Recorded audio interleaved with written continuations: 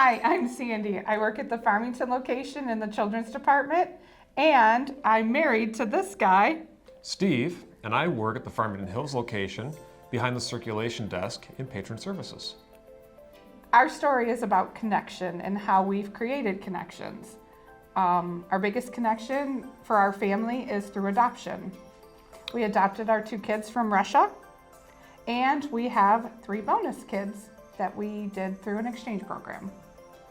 And I was actually adopted back in 1971, so that adoption story just kind of started a long time ago, and we decided back in 2007 to adopt kids, and so we went to Kostroma, Russia, and adopted Vitaly and Mirabella from that region of Russia.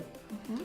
And then it wasn't until about 6 years ago that I ran into found my birth mother from when I was adopted. And our bonus kids, like that we like to call them, we used a program through Youth for Understanding, and our first child is he's an adult now. His name is Sava. He was from Serbia. That was 6 years ago. Mm-hmm. And then we kind of inherited Mika. He was from Germany. And currently we have Mo from Austria. And what the coolest part is making these connections obviously is life-changing for everybody involved, because our Serbian exchange student, we recently saw him. He's on scholarship here in the United States, so we saw him on a spring break.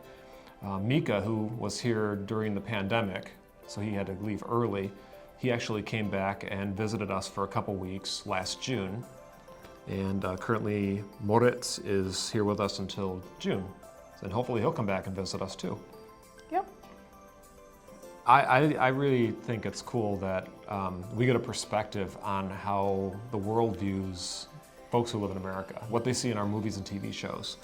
And then sometimes when they get over here, they find out that some of the stuff that they're seeing is how it is, but a lot of it's not. Yeah.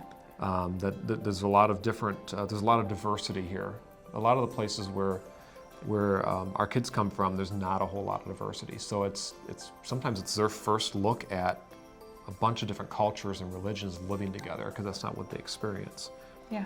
And then selfishly, we ask our bonus kids, is there anything special you want to do while you're here?